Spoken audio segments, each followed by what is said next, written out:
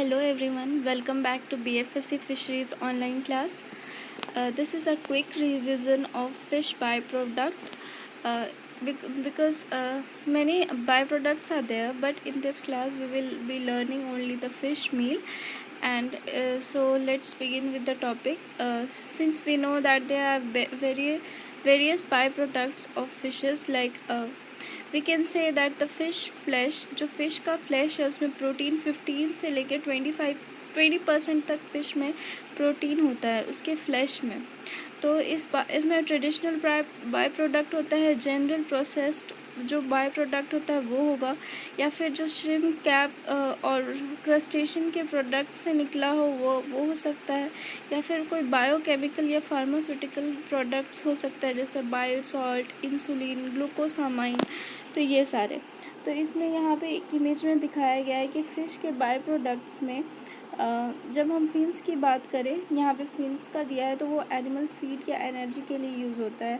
Muscles की बात करें तो वो फिश प्रोडक्ट्स के लिए यूज़ होता है। बैकबोन मिनरल्स का के लिए हेल्पफुल है। हेड की बात करें तो उसमें पूफा होता है या प्रोटीन हाइड्रोसाइलेट भी होते हैं। PUFA is poly unsaturated fatty acids और लिवर ऑयल का स्रोत है, मतलब उससे ऑयल मिलता है। फिर विसेरा जो होते हैं उसमें प्रोटीन और पेप्टाइड्स है। स्किन है उसमें कोलेजन, जिलेटिन है, और स्केल्स में काइटिन, कोटिंग्स, फार्मास्यूटिकल्स है। तो ये सारे हुए बाय प्रोडक्ट्स ऑफ फिश की, मतलब कौन से पार्ट से कौन सा प्रोडक्ट निकलता है।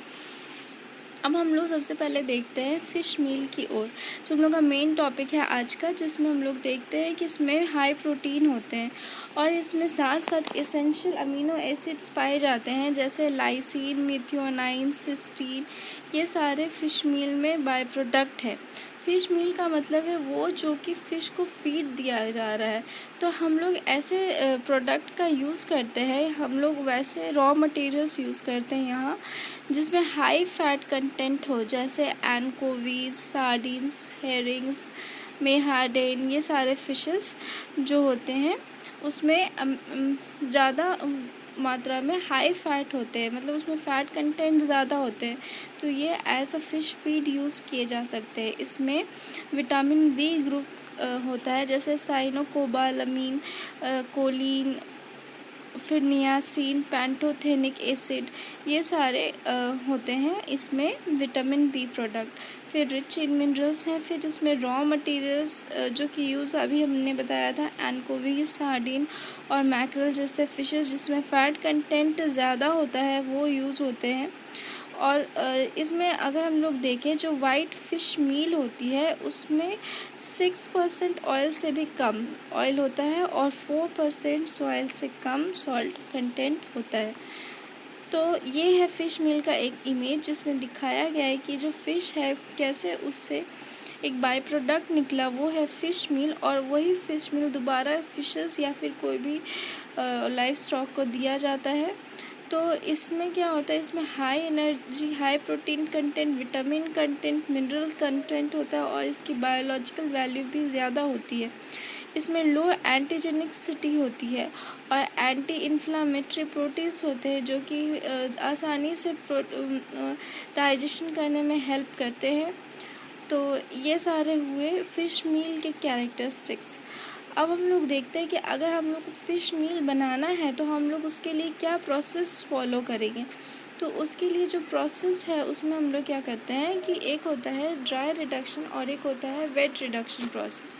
दोनों में जो मेन पर्पस है जो फॉलो होता है वो है कि अगर हम लोग रिडक्शन करेंगे, चाहे वो ड्राई हो चाहे वो वेट हो, उसमें हम लोग रॉ मटेरियल लेते हैं। यहाँ पे एक स्टेप्स है जिसमें दिखाया गया है कि हम लोग कैसे रॉ मटेरियल लिए हैं पहले, उसके बाद फिर हम लोग उसको मेजर किए हैं, उसको हम लोग कुकर में डालते हैं। कुकर में क्या होता है, मतलब कोर्स या ग्राइंड करके हम लोग कुकर में डालते हैं, मतलब उसको छोटे छोटे पार्ट में उसको तोड़ लेते हैं और उसके बाद फिर हम लोग उसको कुकर में लाइव स्टीम में उसको पका सकते हैं, या फिर हम कह सकते हैं कुक करते हैं उसको। और कुक करने के बाद यहाँ सेकेंड स्टेप है कुकर, ठीक है। कुक करने के बाद क्या होता है कि उसमें तब भी मॉइस्चर और ऑयल का परसेंटेज होता है। तो ये जो कुक करने के बाद जो मास बना, उसको हम लोग कहते हैं, उसको हम लोग स्क्रू प्रेस से प्रेस करते हैं, जिसके कारण एक प्रेस केक बन जाता है। यहाँ पे प्रेस करने के बाद जब हम लोग उसको दबाएंगे तो उसमें से पानी हम लोग निकाल देते हैं और ऑयल कंटेंट भी निकलता है, लेकिन फिर भी उसमें 50 से लेकर 55% तक मॉइस्चर होगा और 3 to 4% उसमें ऑयल प्रेजेंट होता है। जब वो हम लोग प्रेशर में उसको हम लोग डालते हैं स्क्रू प्रेशर में, तब उसके बाद उसका दूसरा प्रोसेस होता है। जब हम लोग उसमें से ऑयल सेपरेट करना है तो हम लोग उसको शेकर स्क्रीन में डालते हैं। उसके बाद फिर हम लोग उसको प्रेस केक को रोटेटरी ड्रायर में डालते हैं, जिससे कि उसका मॉइस्चर लेवल कम हो जाता है, मतलब डिक्रीज़ हो जाता है। ये है रोटेटरी ड्रायर, जिस मिक्सर जिसको हम लोग कह सकते हैं, जिससे मॉइस्चर लेवल उसका कम होता है। और यहाँ पे उसके बाद फिर सेंट्रीफ्यूगेशन और हीटिंग का प्रोसेस किया जाता है, जो मेनली डिकैंटर जो कि यहाँ पे दिया हुआ है उसमें होता है। जो ये प्रेस केक बना उसमें हम जान गए थे कि पहले वाटर है यानी मॉइस्चर है और फैट है, तो फैट को हटाने के लिए यहाँ डिकैंटर प्रोसेस में डालें और जो एक्सेस वाटर है उसको रिमूव करने के लिए हम लोग मिक्सर में डालें। अब डिकैंटर से ऑयल को सेपरेट किया जाता है और फिर प्यूरिफाई होकर वो ऑयल सेपरेट हो जाता है। तो ये हुआ, ऑयल सेपरेट हम लोग किए और इसके बाद जो प्रोसेस है उसको हम लोग कुक करते हैं। तो कुक करने का दो प्रोसेस होता है, या तो हम लोग डायरेक्ट कुकिंग करेंगे या स्टीम कुकिंग, इनडायरेक्ट कुकिंग कहते हैं, कर सकते हैं। तो लास्ट में इस प्रोसेस में जो कुकिंग हुआ या फिर जो भी हम लोग रिड्यूस किए प्रेशर, जिससे ऑयल कंटेंट रॉ फिश में 20% देखा जाता है, और अगर जो प्रेस केक बचता है उसमें 5% ऑयल कंटेंट होता है। यानी कि ये प्रेस केक जो लास्ट में बचा उसमें 5% होता है रॉ फिश में, लेकिन जो फैट जो हम लोग ड्राई कर लिए होते हैं तो उसमें फ़ैट कंटेंट, क्योंकि हम लोग को ड्राई कर लिए तो उसमें फ़ैट कंटेंट 20% से रिड्यूस होकर 6% हो जाता है। और उसके बाद उसी तरह उसमें प्रेस केक में मॉइस्चर कंटेंट भी लो हो जाता है। अब हम लोग नेक्स्ट देखते हैं कि ड्राई रिडक्शन और वेट रिडक्शन प्रोसेस में मेन डिफरेंस क्या है। तो वेट रिडक्शन प्रोसेस जो कि ये वाला प्रोसेस है, उसमें मेनली फैटी फ़िश या फ़िश ऑफल को यूज़ हम लोग करते हैं, वो फ़िश जो कि हेल्दियर है एज़ कम्पेयर टू अदर। तो उसमें हम लोग वेट रिडक्शन प्रोसेस किए, और इस यहीं पे देखा जाए तो dry reduction non oily fish या फ़िश ऑफल के लिए यूज़ होता है, और जिसमें लो फैट कंटेंट है उसका भी यूज़ हम लोग करते हैं। और ड्राई रिडक्शन प्रोसेस एक बैच प्रोसेस है compare to the wet reduction process which is a continuous process. Batch मतलब एक इंटरवल पे होता है उसका, मतलब रिडक्शन जो भी हम लोग कर रहे हैं वो एक इंटरवल पे होगा। इसमें हम लोग ऐसा है कि हम लोग लार्ज क्वांटिटी में अगर यूज़ करना है, तो अगर स्मॉल क्वांटिटी में ड्राई रिडक्शन होगा तो हम लोग उसको सन ड्राई भी कर सकते हैं, लेकिन अगर वही लार्ज क्वांटिटी में होता है तो वही प्रोसेस हम लोग फॉलो करेंगे जो इससे पहले की स्लाइड में हम लोग देखे थे। कैसे हम लोग पहले उसको ग्राउंड किए, उसके बाद फिर हम लोग कुकर ड्रायर में डालते हैं, फिर कुकर ड्रायर में डालने के बाद उसमें से वाटर बहुत हद तक रिमूव होता है। उसके बाद फिर हम लोग प्रेस केक में डालते हैं, जो कि उसको और प्रेस करके उसका मॉइस्चर और ऑयल कंटेंट रिमूव करता है।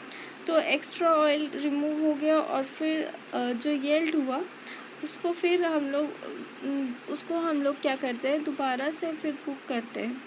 तो इसमें क्या हुआ, ड्राई रिडक्शन प्रोसेस में ये dry reduction process more expensive होता है as compare to wet reduction, जो कि कम एक्सपेंसिव प्रोसेस है।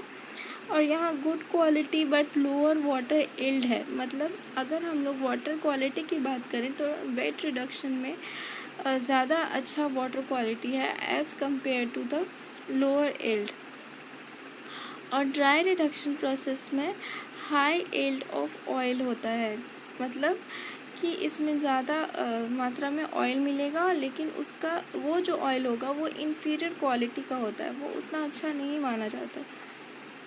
अब हम लोग देखते हैं ड्राइंग की प्रोसेस की बात। तो दो टाइप्स ऑफ ड्राइंग होता है। एक होता है वेट, जो कि हम लोग देखते हैं वो होता है डायरेक्ट ड्रायर, और दूसरा होता है इनडायरेक्ट ड्रायर।